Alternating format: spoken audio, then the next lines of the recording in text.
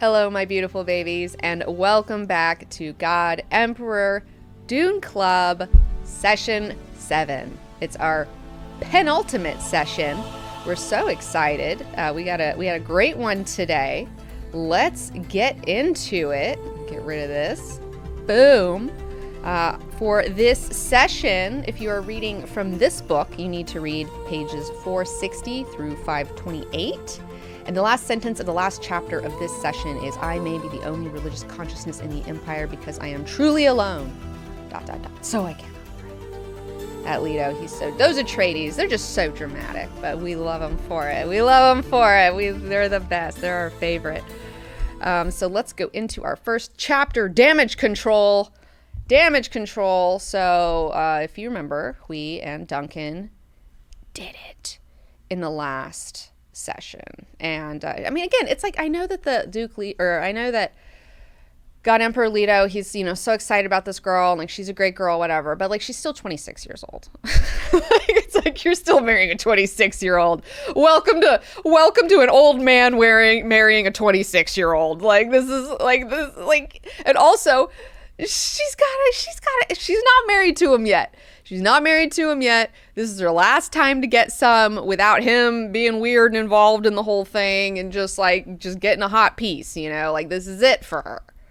So, I mean, I kind of don't blame her at the same time, too. It's like, A, Leto, she's 26. What did you think was going to happen? And B, she's getting ready to marry you. You're a crazy worm. So, let her have one. Let her have one. Let her have her last fling.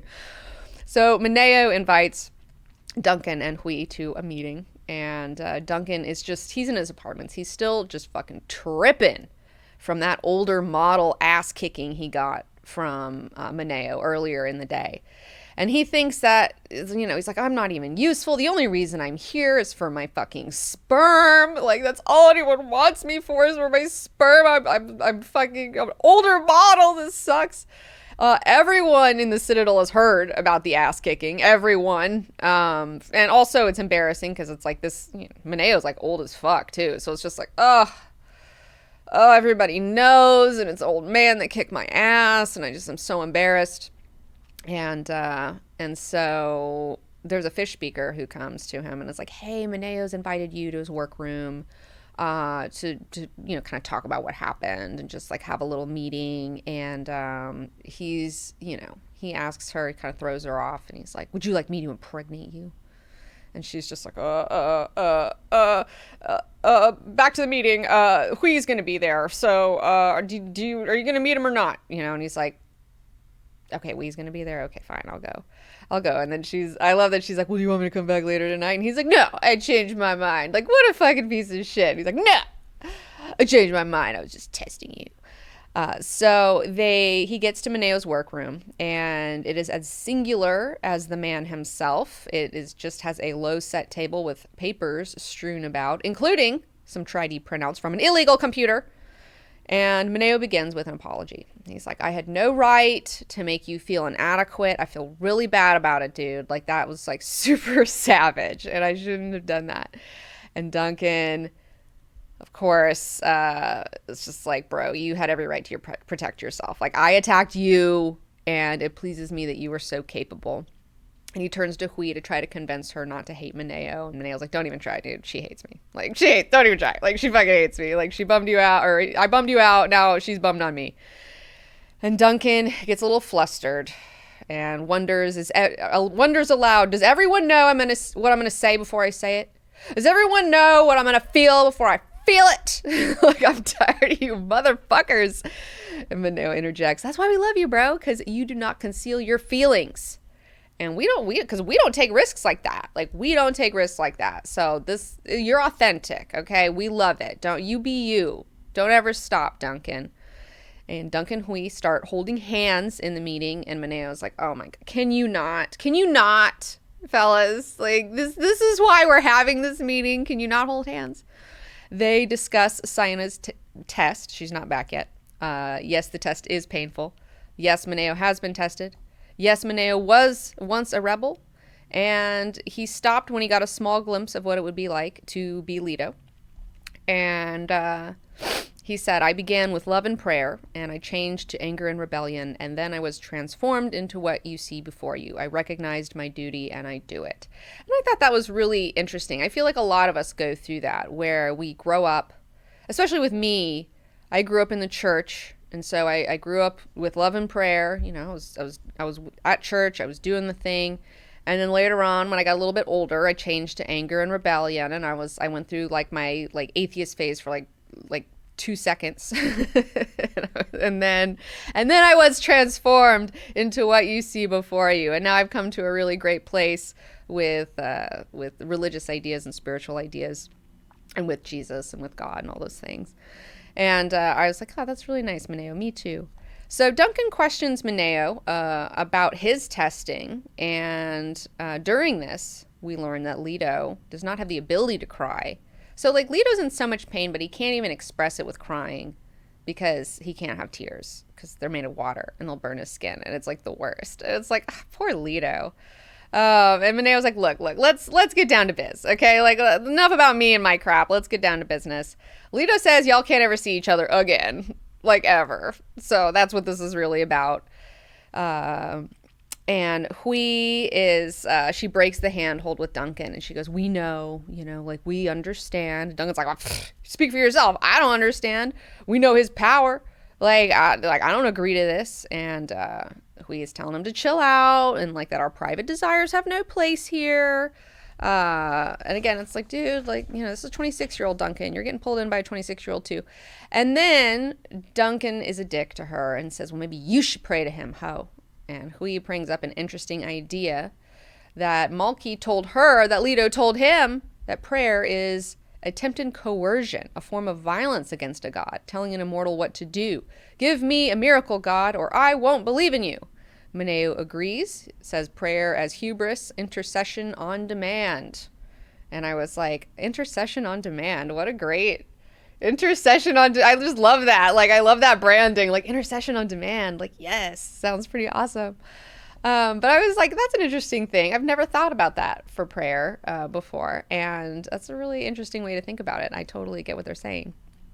And Hui admits that she is no longer revolted by Leto's gross warm body, and Duncan is like, well, I am. He's worse than the Baron. He is worse than the Baron. And I love that Mineo starts talking about the Baron. He's like, I don't think you really understood the Baron. Like, I think like you're too in it. I don't think you really get it.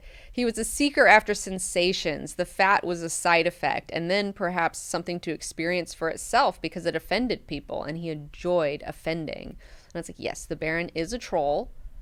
That totally checks out. That totally checks out. The Baron is a troll. The Baron is a gross troll. Like, yes.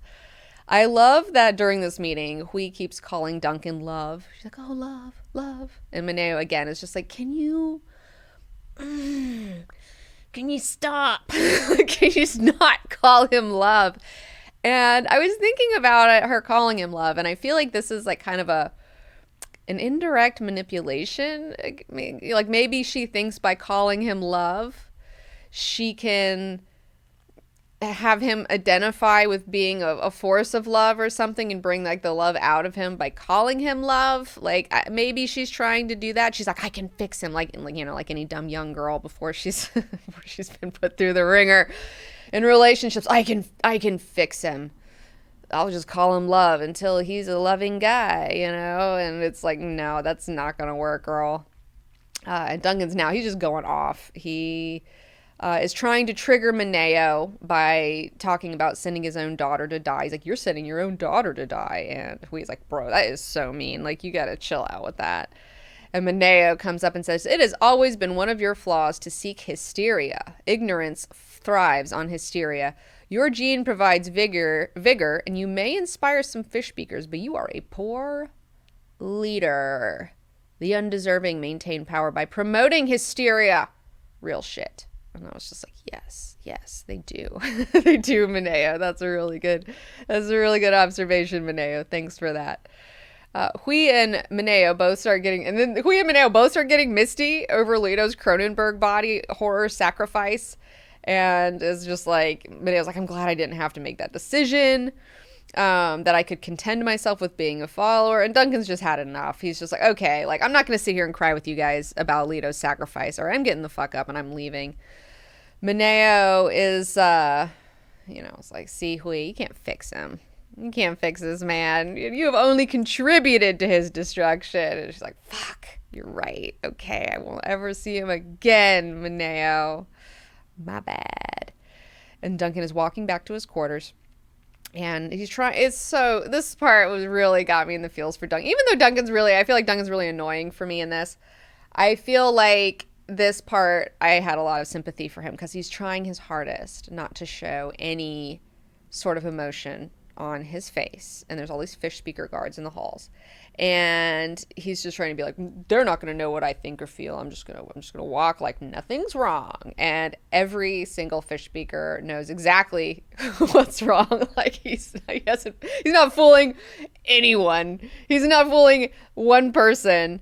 And they also feel bad for him and have pity for him but they all had briefing. They've had classes on the Duncans, briefings on him. Okay, they can read this man like a book. And he finally gets to his apartment. He can relax, and he thinks to himself. And this was the part where I was like, all right, Duncan, that was a good one, Duncan. Like, you fucking killed it. He was like, I did it. I acted like a fucking dickhead in front of Hui, and that'll make her, stop loving me. So he went overboard and went overly emotional in the meeting so that she would see him as just this petty, emotional, lame dude, and so that she could get over him. So, he didn't try to play it cool and to keep, their relationship alive. He specifically nuked it by acting like a fool in front of her. And I did enjoy that Duncan thinks to himself, poor Mineo. Because we've all been saying it. Poor Mineo. Like, this whole book should be called Poor Mineo. And he thinks all that duty and responsibility, like I used to be. But not anymore, bitch. Not anymore. Duncan's over it. He has snapped. And we'll see where his new path leads him. So let's go on to our next chapter. Siona trips balls. So Siona hasn't used her face flap for 2 whole days. She's a real dummy. Leto finally uses the Fremen admonition to children on her. Guard every breath, for it carries the warmth and moisture of your life. He finally just has to essentially say it. Because he's tried so many times to be like, hey, like, indirectly tell her, you need to seal that face flap. But she's just not getting it. And she finally figured it out, put it on. But it's like, oh no, she's already lost a lot of moisture. It's their 5th day in the desert, and they still have 3 days and nights to go before reaching water. She's on the struggle bus. Her lips are black and bleeding. It's Pitaya time, the thirst at the edge of death, and she's getting desperate. She knows what's going on. She asks Leto, I won't make it, will I? And Leto tells her, nothing is certain. And then, of course, she takes that to mean, like, oh, I'm going to die. But it's just like, no, I literally meant what I said. Like, you could. You might not. I don't fucking know. She has reached the Teda Riagrimi, the agony which opens the mind. Clarity brought on by nearness of death, a penetrating awareness seldom otherwise achieved, which I thought was really freaking cool. I was like, yes. Yeah, there is something about those moments where you think you're in trouble and, like, you're just able to focus and, like, all the bullshit just floats away and it's just like, oh, I can really see what's going on right now. There's these really great moments. So, she goes on to ask him if he has some special breeding intention for her in his breeding program, and that, you wanted my full agreement in this. And he's like, of course, like, yeah, I have a place for you in my breeding program, and yeah, I want you to just go along with it. I'm not gonna, like, force you into it. She asks him, can he save her? And he's like, yeah.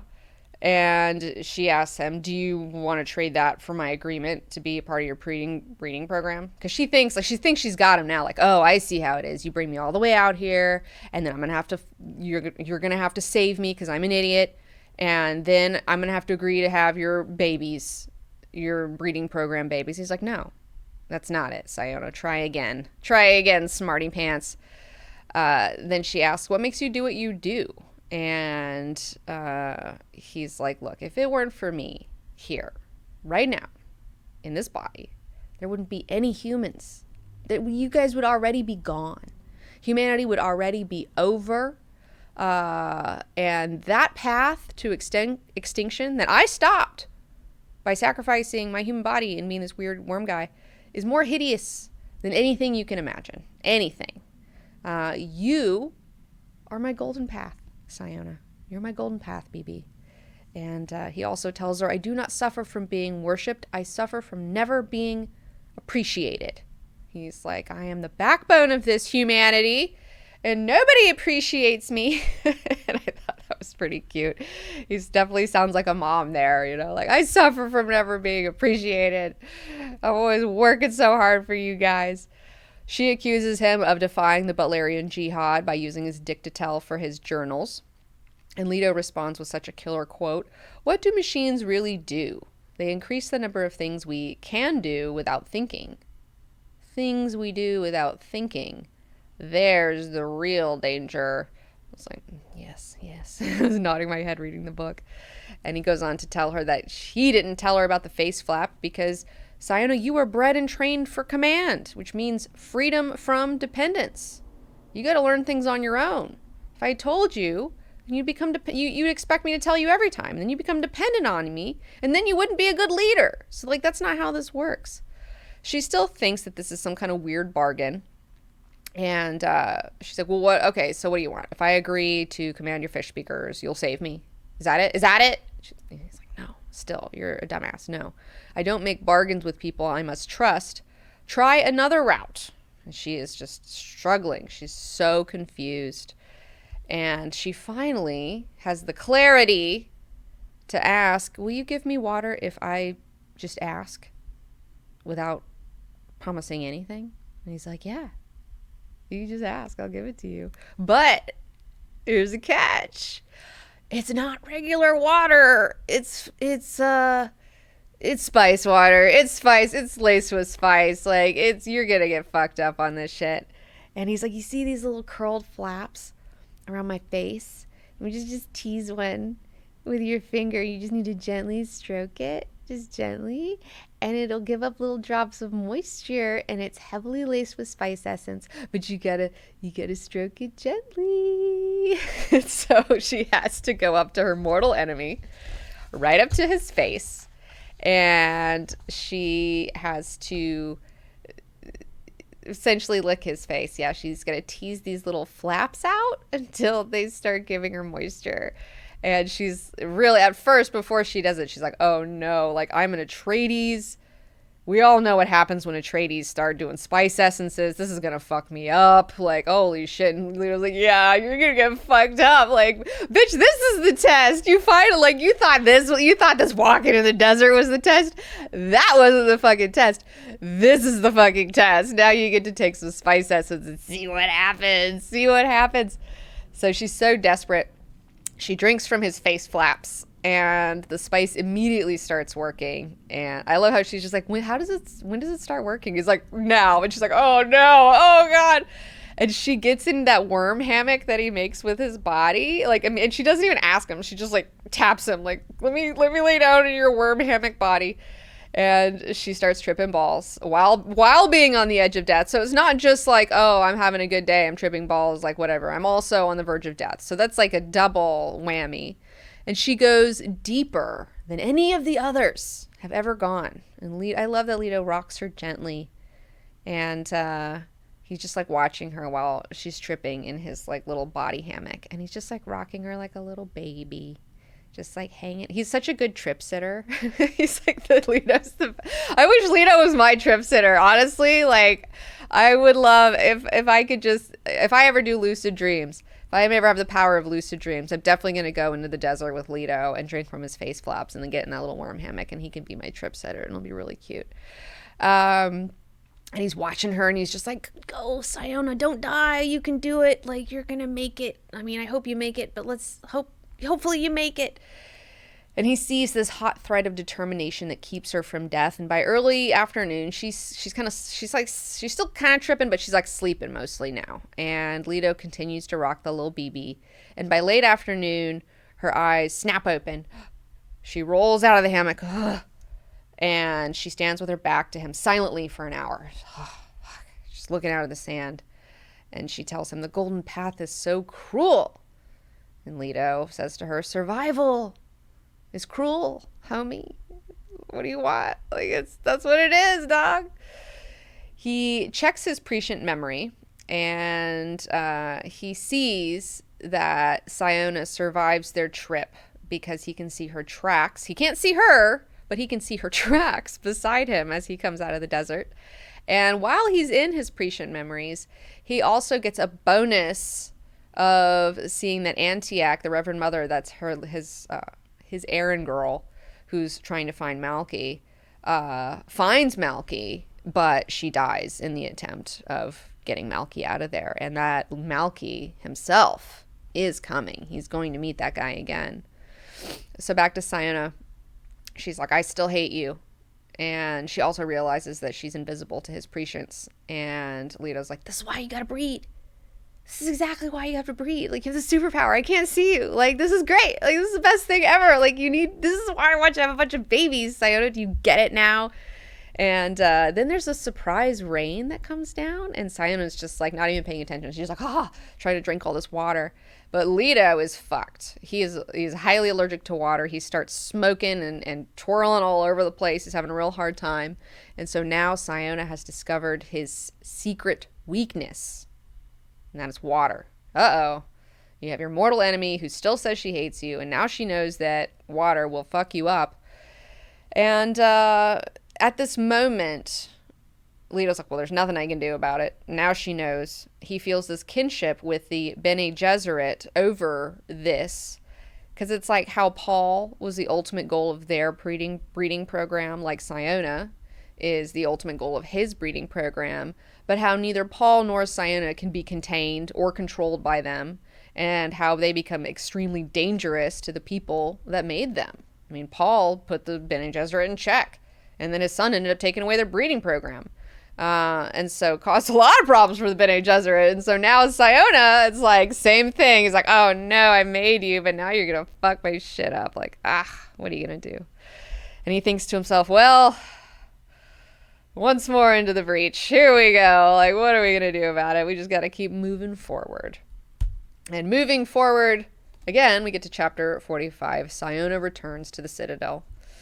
And I liked the header for this one. Given enough time for the generations to evolve, the predator produces particular survival adaptations in its prey, which through the circular operation of feedback produces changes in the predator, which again change the prey, etc., etc.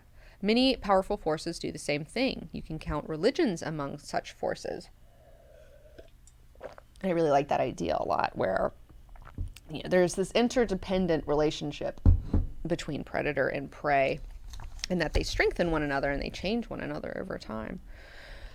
So Nyla tells Mineo, who is in the middle of wedding planning, that Siona has survived. He's like, hey, your daughter, she made it. He's like, oh, thank God. Nyla is bummed, though, on this whole wedding business. She's one of the fish speakers. And these fish speakers are not into him marrying Hui. They're just not for it. It's like, we're your brides. Who's this hoe? We don't like her. This is making me feel weird.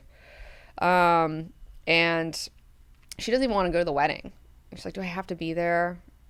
And Mineo tells her yes, and you have to go, and that you will be the only one there armed with a laser gun, which is a high honor. So suck it up, Buttercup, because you're going to be at the wedding. Mineo then invites Duncan over, and Duncan's been sitting there thinking like a Fremen in his room all day after that meeting with him and Hui, and he hits Mineo with a very un-Duncan-like question.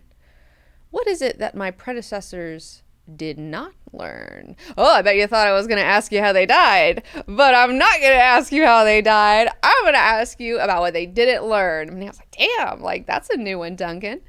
Duncan also gives Mineo a little compliment. He says that, he's like, well, where'd you come up with this? He said, I've been thinking like a Fremen. And I remembered that the Fremen said you should never be in the company of someone you wouldn't want to die with. And I was like, well, you're hanging out with me right now, and I didn't think you liked me very much. He's like, I'm saying you might be good company, Mineo. So I like that they're broing out. They're finally getting along. Mineo finally tells him about his test, where it was very different from Siona's, where he was let loose in a cavernous maze along with a bag of, alone, so Leto wasn't with him. He was put in a cave maze alone with a bag of food and a vial of spice essence. So he had to go get fucked up in a cave by himself. And Duncan goes, okay, well, will you help me? Will you tell me what the others did not learn? And Mineo tells him how to trust. And Duncan, of course, that is not the answer he wants. He's like, I've trusted too much, if you ask me. Siona has arrived. She comes in the doorway. She's been listening to them talk. She's in the black and gold uniform of Fish Speaker Command. Her lips are still cracked. Her cheeks are sunken. Her veins are standing out on her hands. She's got ancient-looking eyes. And she's still a real bitch. She's a bitch to Mineo. Being like, oh, I survived, Dad. Aren't you so happy? How gratifying for you to see me safely into the God Emperor's service. You waited so long to have a child, and look, see how successful I am. Commander of the Fish Speakers with a troop of 1. So Leto's not going to obviously give her command yet, because he still is like, you got to earn my trust a little bit more. But I'll give you 1 Fish Speaker to command, and that is Nyla. And now she's like, fuck. Has Nyla been a fucking spy this whole time? God damn it. I thought Nyla was... but she still doesn't know for sure if Nyla was a plant or not. But she's like pretty sure that, yeah, Nyla was a plant. He's like, come on, just sit down. Sit down, Siona. She's like, no, I'm going to keep standing. I'm going to keep on being a bitch. And Mineo tells them, I'm here to convey the God Emperor's wishes to you. And Siona starts being a smartass. Oh, his wishes? They're not commands, Dad? They're wishes now? I just want to let you guys know that I'm still not fucking the Duncan. Poor Mineo. It's like, you guys are both idiots. You guys, both of you are fucking idiots. And I'm trying to help you. I don't know what to do with you 2 coconuts. Broken Record Duncan comes in. He said, well, I'm not his stud. Like, he's, again, poor Mineo, just having to hear this over and over again. I'm not his stud, but I'm listening. And Siona gets real catty, and she's like, always a mistake, Duncan. Don't listen to my dad. And he's like, be still, woman. She's like, don't talk to me like that, or I'll wrap your neck around my ankles, bitch. And Duncan's getting ready to lose it. He's like, what did you say to me? Mineo has to stop it, like, please. Like, she probably could. Like, you thought I was tough. Like, I'm an old man. Like, she's crazy. Like, she could destroy you. Duncan lets out a big sigh. Say what you have to say, Mineo. And Siona corrects him again. Well, not corrects him, but checks him again and says, that's much better. Let him have his say, but do not listen. So she's already trying to tell this bitch, like, what to do, what to say, how to think. And Mineo tells them, I'm almost done with this wedding planning. And I personally want both of you out of the way. You guys are troublemakers. I don't want you anywhere near this wedding. You guys are stressing me out. So both of you are going to Tuono, the museum Fremen village, in the middle of nowhere. That's what I need you guys to do, because you guys are killing me. Siona is like, oh yeah? Is that because you guys want us to fuck out there, Dad? Like, Mineo's like, and Duncan's like, man, I might do it. I don't know. What are you thinking? What are you thinking, Mineo? Mineo tells him ASAP, and you're going to have some fish speakers with you, including, they'll be under Nyla. And then Siona interjects. Then we accept. So she accepts for herself and Duncan, which Duncan does not like, and tells her to accept for herself. And he asks Mineo, do I really have a choice, though? And Mineo tells him, I'm trying to keep you alive, dude. Okay? Like, let me tell you, I've never even done that before. I've never tried to keep any of your predecessors alive. I'm trying to keep you alive. And so he, too, accepts, and Siona makes sure to say, again, but he's not touching me, though. Okay, we're going, but he's still not touching me. And then Duncan, of course, is like, I don't want to touch you. I don't want anything to do with you, Siona. You're the worst. Siona, you're the worst. And that brings us to chapter 46, a change in wedding plans. Poor Mineo. So he's having a wedding meeting with Leto. And Leto is shocked to hear that Mineo has independently decided to ship Duncan and Siona off to Tuono. And Mineo hopes nervously that that's okay. Like, Yeah. And Leto, again, Leto's in a real pissy mood today, too. He's like, it's amusing that you decided to do that, but take no heart from that. That's not a compliment, because lately I cannot separate the comic from the sad. It's like, fuck. Like, I'm sorry, boss. I'm just trying to give you a nice wedding. Leto, I'm trying to give you a nice wedding. And like, these two people are crazy and they don't like you. And like, I'm doing you a favor here. Can you forgive me? Will you forgive me? Leto's like, why do I have to forgive you? Why can't you just be without judgment? Why do you humans always need fucking forgiveness? And Mineo was like, please, what do you want? What do you want from me, dude? What do you want from me? And Leto wants him to have faith in himself. And he says, small souls who seek power over others first destroy the faith those others might have in themselves. Just have faith in yourself. But I was like, can you just tell me your thoughts? Lord, will you just tell me what you're thinking? And Leto gives him the most ridiculous answer. And I hope that one day somebody asks me what my thoughts are and I can say what Leto says, which is, my thoughts vanish on contact. Like, what? It's like, can you just please tell me your thoughts? My thoughts vanish on contact. My thoughts vanish on contact. It's like, fuck. I'm so, like, Jesus. Please, Leto. Mineo was dying inside. Can we just talk about the wedding? Can we just talk about the wedding? Leto accuses him of being tiresome. Don't be tiresome. It's like, like, I'm just trying to plan your wedding and I need your input. Where's Hui? Where is she at? Have you talked to her about this? What does she say about it? Does she like the wedding? Because I don't care. Like, if she likes it, it's fine. And he's like, yeah, I did talk to her about it. She said she's into it, but she also said that I'm quantity over quality. She also insulted me and told me that I'm quantity over quality. And Leto's like, isn't she great, though? I love her. Isn't she great, Mineo? Mineo is so worried about Siona. And talks to Leto about it. So like, she's seen the golden path for real, like, because she's still acting crazy. Like, she's acting crazier than before. So I'm kind of concerned here. And Leto talks to him about noticing how the fish speakers are disturbed, and he tells him why. He says, even though I called them my brides, they see a stranger not trained in Cyanoke who's more my bride than any of them will ever live up to be. Each of us comes into being knowing who he is and what he's supposed to do. Small children know. It's only after adults have confused them that children hide this knowledge, even from themselves. Mineo, uncover yourself, Mineo. Uncover yourself. Again, Mineo's just like, I'm just trying to plan a wedding. I'm just trying to plan a wedding, dude. I'm trying to help you out. Mineo is like, I can't do it.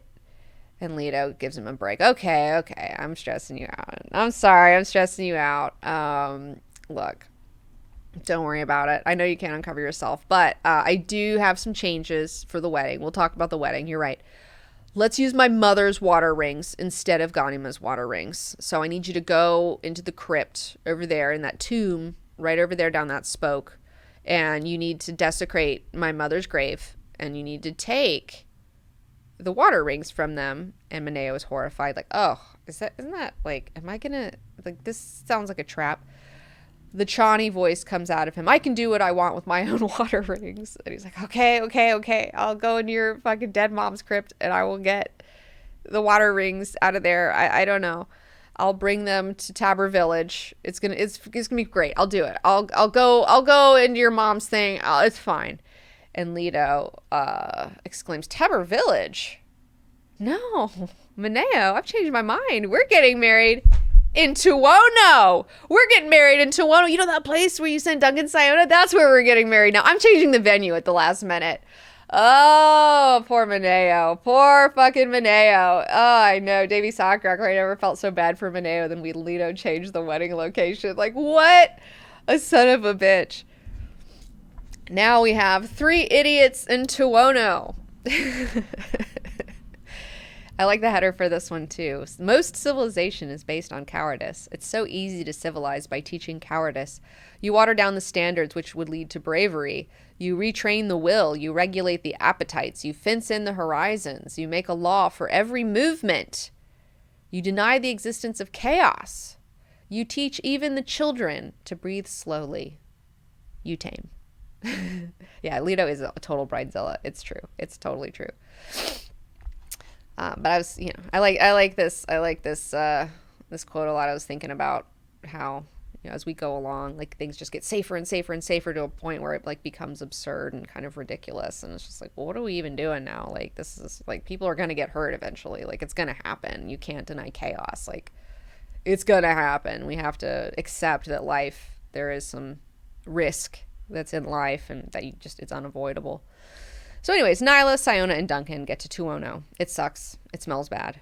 They're marching along the dunes. Duncan is trying to pretend it's the old days. He's like so detached from all this. He's like just trying to pretend like it's the old days. I'm back in Dune. And then he tries to mansplain vultures to Siona, who isn't having it, like even a little, just not even giving him anything.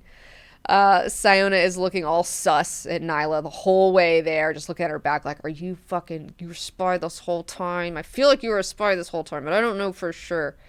And Duncan is wondering what is up with these two women. Something's going on there. They get to the museum Fremen delegation who's waiting for them, and Idaho is distressed by the whole thing. He's like, oh, this is so fake and gross and weird. These guys are not Fremens. These guys are so lame. Garen, the Nabe, greets them. He's like, hey guys, welcome. You guys want to see like a dance or like listen to some Fremen music, or you want to see us perform some rituals or something? Because off to the left, there's like a building where they just entertain people who come over there, and they do like their little dances and stuff for tourists. These Fremen children come up to them with these wilted ass red flowers, giving them these like gross, sad, wilted red flowers. Duncan like doesn't want to take any of them. Siona takes them, but she won't even look at the kids. Nyla takes some, smells it, sneezes. They're not doing great. These ragamuffins keep crowding Duncan, and the Nabe tells them, just like give them some money and they'll fuck off. Duncan's like, this is a nightmare. This is a total nightmare. Like, these are Fremen children. Like, get out of here. He's so disgusted by all of this fakery, and he even goes up to Garen and parts his robe, and to find out that his fake ass still suit is even faker than he thought it was. It doesn't even have arms attached to it. It doesn't have boot pumps. Garen puts a hand to his knife. Oh, I never. Well, you never touch a Fremen thus. Duncan's like, I lived and fought with the Fremen. I literally died with the Fremen. You are not a Fremen. You are a sham ass bitch. Garen is very confused.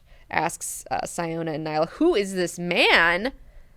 And Nyla tells him that it's Duncan Idaho. And Garen's like, oh shit, my bad. It's Duncan Idaho? Oh, he really does know Fremen. Duncan feels the need to cleanse this village from the earth. There's a part of him that's just like, I just want to burn all of this down right now. I just want to kill everyone here, and I want to burn it down. This is Citrine Crow. This is the Disneyland of Fremen culture. It is, and it's just such a fucking weird, sad thing. Duncan tells Garen, draw that knife or take your hand off of it, bro. Like, what are you doing? And Garen's, oh, this? Oh, wait, hold on. He's like, oh, this? It's not a real Chris knife. It's just for decoration. This isn't even a real one. Like, it's not even a real knife. And Duncan's like, what? And just starts laughing so hard. Like, he just laughs the hardest he's laughed all book. He gets a really hearty laugh out of how absurd and ridiculous all this is. And Garen's ego is just crushed. He just crushed this man.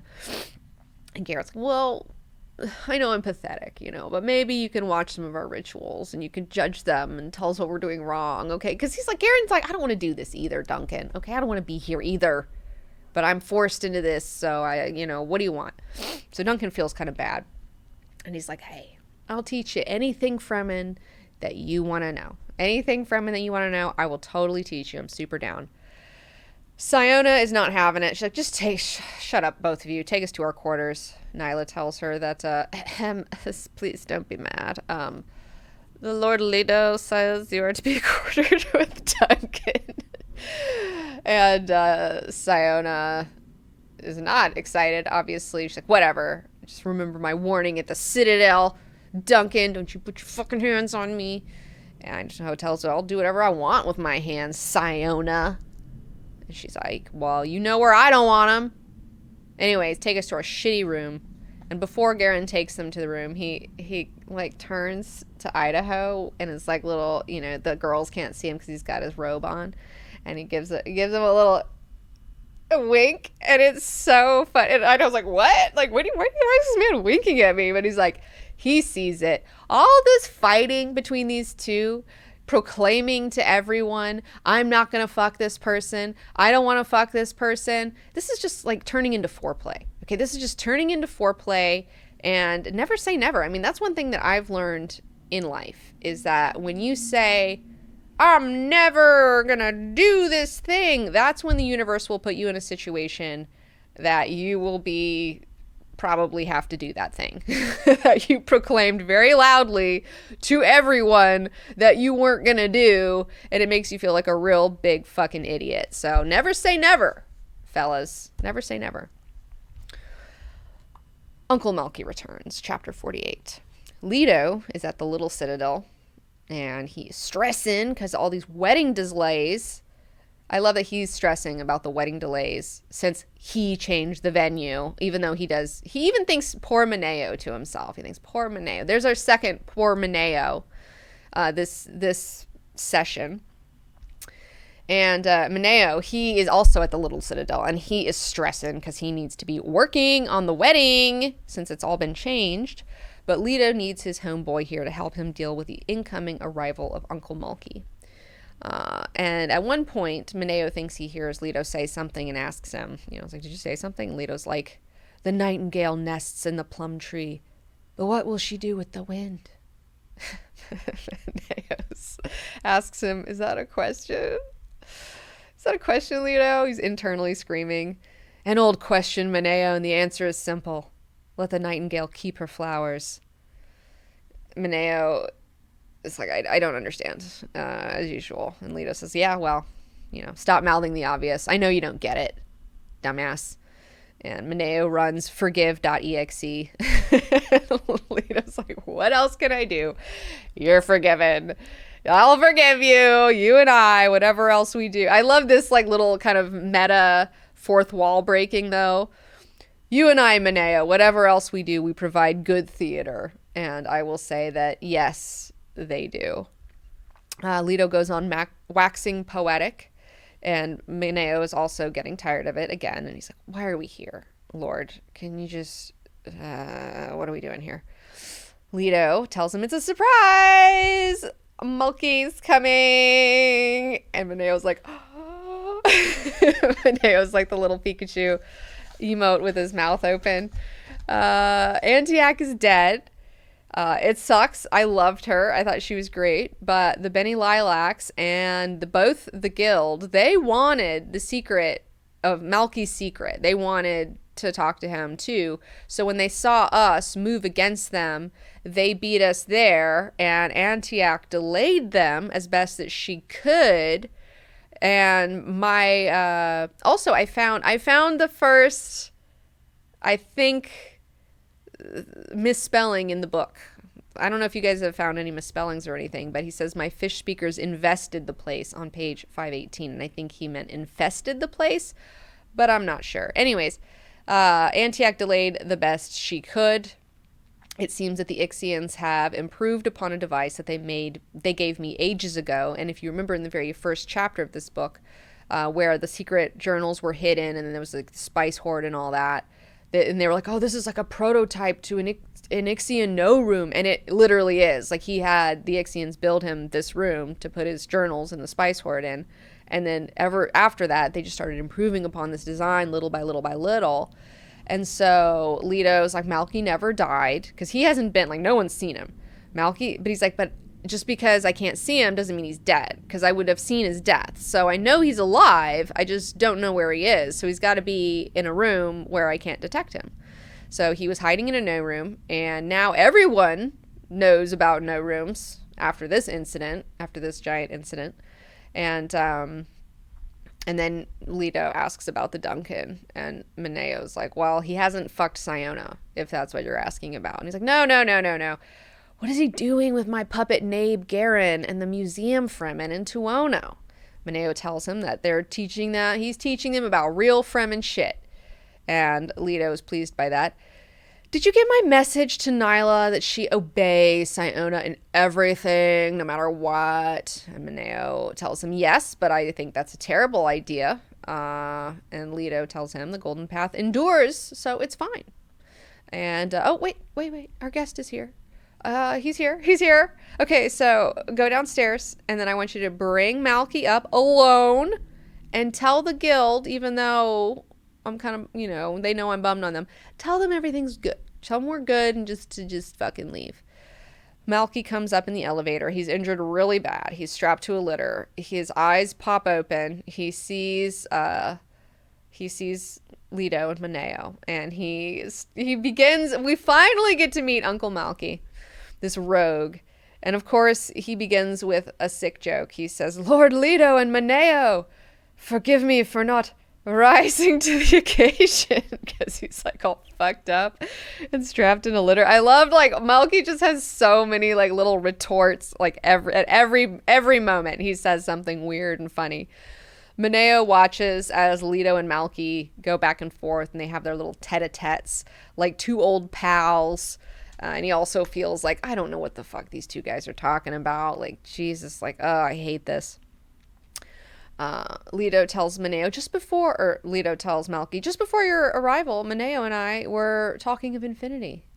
And then Malky gives us our third, poor Mineo, for this session. I mean, even Malky thinks poor. So Duncan, Leto, and Malky, all three of them have expressed poor Mineo in this session. Leto asks Malky to tell him about Hui, and Malky asks him, is it true that you're marrying her? And Leto confirms, and Malky says, then tell me, old worm. And Mineo is dying inside. He's like, you called him old worm in front of his face? You're crazy. Tell me, old worm, is there a monster penis hidden in that monster body of yours? What a shock for gentle Hui. I was like, oh no. Leto again is just like, I don't have a dick. How many times are you guys gonna make me say the words, I don't have a dick? How many times do I have to tell you guys? I have no genitals. But anyways, it's not about me, it's about Hui. So just tell me about Hui.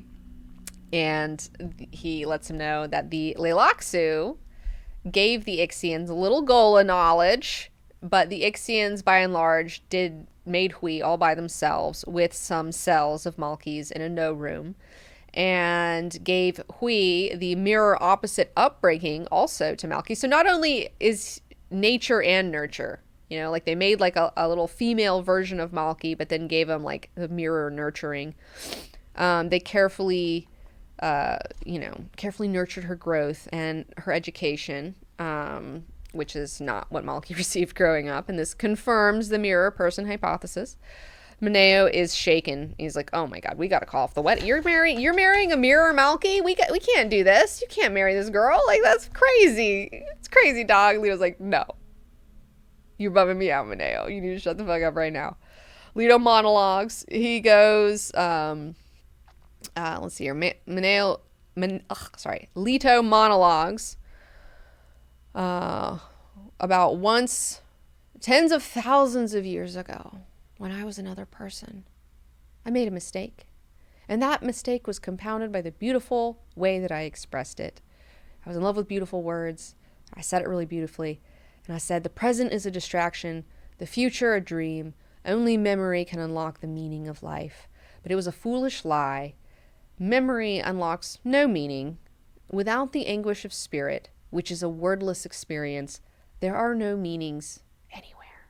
Which I thought was really great. I'm trying to be more present in my life. It's tough because you're always thinking, oh, I got to do this thing, and I got to this the future, or oh, this sucked, what happened to me?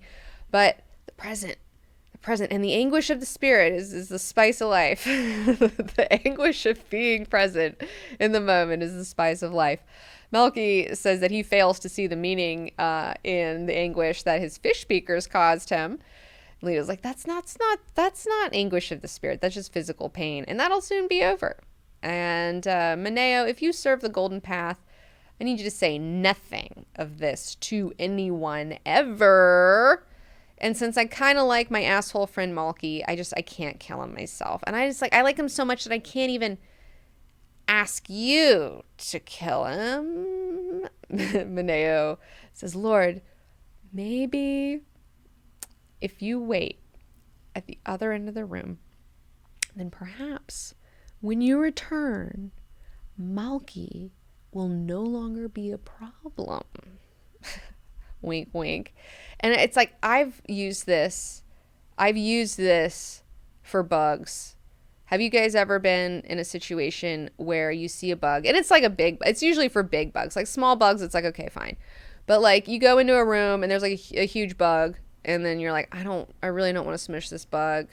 This is going to be a problem. So you go, all right, I'm going to leave the room. And when I come back, I need you to be gone. Like, you need to be gone. And this was like something I remember, like there was like these cave crickets in my, like in this specific bathroom, like downstairs growing up. And they were so big that if you smushed them, like they had like guts that would come out. And I was just like, this isn't in the South. And like bugs are like really gnarly down there. And I was just like, I really don't want to deal with this. So I love that he used the bug thing.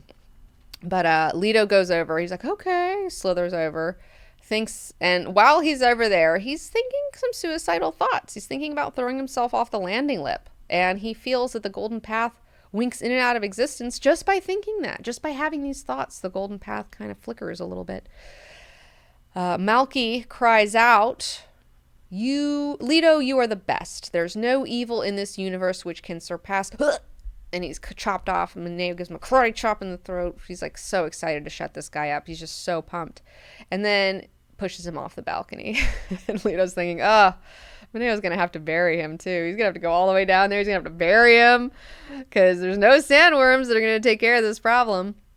And Leto turns back and sees Mineo just looking over the railing. And that's it. Malky is fini. C'est fini for Uncle Malky. And c'est fini for session 7. For session 8, you're going to read pages 529 through 587, or just to the end of the book, because this is our last session. And the last sentence of the last chapter of the entire book is, we are the fountain of surprises. I don't know if you guys do this. I like to do this, where you're reading a book, and before you read anything, you go to the last page and you read the last sentence. Do you guys ever do that? Because I do that sometimes. I think it's a fun little game. And then you don't know what it means. You're like, I have no idea what this sentence means, or like that it should be impactful. But then you have the whole book to read it and then find out. So thank you guys for watching. You guys are the best. And also, I just want you to remember that if you really love these book clubs, you can support them when you join our Patreon, patreon.com/DanikaXIX. And also when you buy some merch. So we got a little bit of the merch at DanikaXIX.BigCartel.com. We still got our Dune Club merch packs. Got some keychains. Got some Leto peace buttons. We got some signed bookmarks. We got some Alia. We got some Alia 8x10s, Abomination Alia 8x10s. And we also have some of the Back to School Dune packs available too, which have a Guild highlighter pen, a Chome sticky notebook, a Bene Gesserit notebook, a syringe pen for the Souk School, and a Mentat Juice of Safu lip balm. And separately, also, we do have the Spice Melange CBD lip balms. So these are also available on DanikaXIX.BigCartel.com. And now we're going to get into questions and answers. So if you are watching this on YouTube and you like, oh man, I really want to hear about questions and answers, then you can come to twitch.tv/DanikaXIX and look this video up on Video on Demand. We'll see you there. And also, we will see you next time for the end of our book club. Thank you guys so much for following along, and I will see you next time. Mwah!